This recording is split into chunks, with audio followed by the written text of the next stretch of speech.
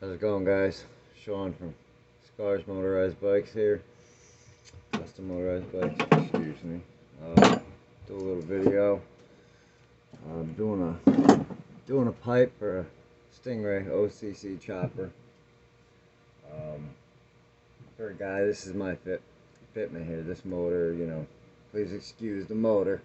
It it's just a junk motor that I put on because it's a YD100 and he's got a YD and he needs a pipe for his bike, so we're gonna do a little dry fit. But we're gonna take one of these. Now this is a cheaper one, but these are actually made in a company in a American factory, and the welds and the steel and the quality is way better than the cheap ones from eBay. These are about $100, a little over $100, about a buck 20, I believe.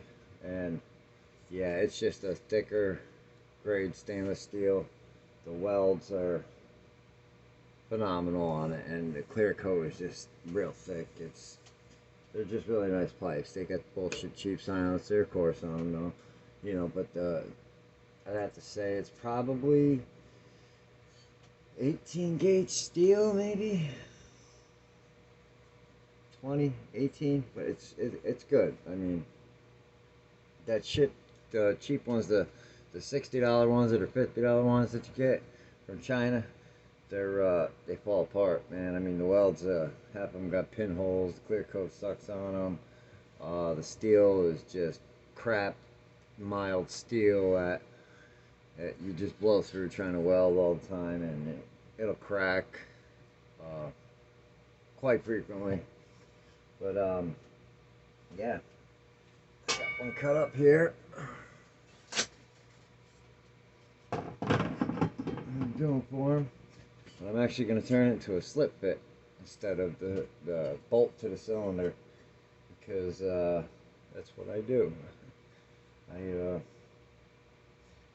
My experience in life and in this sport is that when you bolt a pipe to a motor, it's very likely to crack.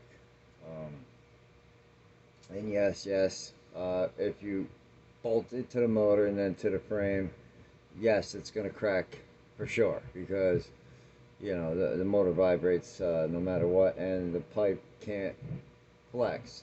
It's bouncing and moving, the motor is, and it can't if it's attached to the frame. So if you're going to bolt a pipe to a motor, you're going to want to brace it to the motor as well. Do not brace it off to the frame. But with that being said, making these slip fit, spring hung, and then bracing them off to the motor, or even to the frame once they're spring hung, they're not going to crack. So, because they flex at the joint, right at the mouth of the intake, or the exhaust port, excuse me. I do that by making little header pieces, and okay, where's the one I got for this here? Excuse me, my camera work here. I got two cameras going. One of them's got shitty sound, but what are you gonna do? Here we go, I got it. Taking and making these inside as a little groove, or you get them off of other pipes, whatever, junk pipes, and you take and fit them up, chop them up, you weld them up, and this is gonna go on here. I make my own flanges, by the way. I make these by hand, and I make everything by hand, the hard way. So that's why people ask when I tell them a pipe's $300, you're paying not for the pipe, you're paying for the hours that it takes to fabricate it and to make it a slip fit, and to you know, finish it after it's done and make it look nice, and also make sure that it's sealed. It's a lot of work. I put 2-3 days into a pipe sometimes, you know. Then again, I'm working in a small area, and just gets a little difficult sometimes. But yeah, it's gonna look real nice. Let's just fabricate it up here. Gonna have the hanger, pedal up here. So, pedal at its highest point. Make sure that we clear that.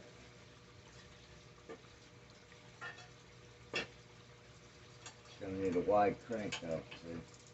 That's the next thing.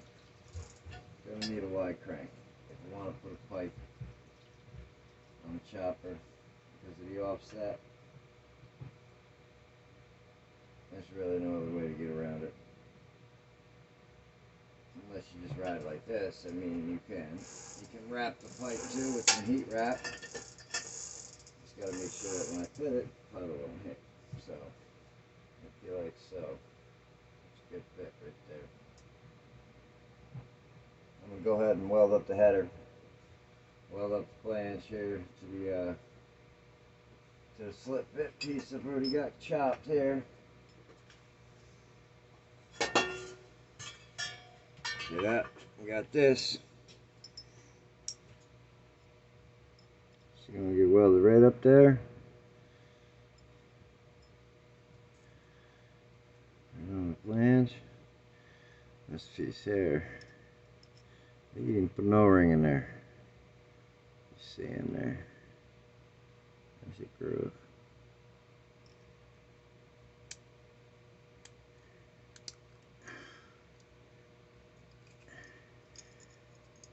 Yeah, that sucker's perfectly tight in there. Perfectly tight. Getting out the bitch sometimes. What I got here? Yeah. So, you know, they're not gonna leak. They don't leak. They don't leak. I never had a leaky pipe. Maybe, yeah, little oil run off sometimes after a while running it, but any pipe is gonna do that. You know, you gotta change your seals. Depends on how many times you're working it, putting it in and out. But I make very, very, very tight fits at the header so that they seal up good. On this type of scooter pipe, I don't have I can't use a dirt bike flange, so I gotta use a little piece of steel, 1 inch, as opposed to what I really love to use is black steel pipe or even galvanized with threaded. Get 1 inch, 1 1/4, and 1/2 even sometimes. But those threads you shave down here, make it like a cone shape. She goes right in there, man, and these threads, they cut right into the stock exhaust very well, and they seal tight. Matter of fact, as soon as that motor starts vibrating, those threads dig right in and sealed off better than the damn O-ring does. But that's enough chit chat. Let me get going. I'll let the camera run.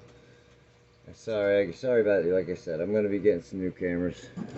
Please, let me get this out of the way. Please like, share, subscribe. I would be grateful. I'm trying to make something happen here.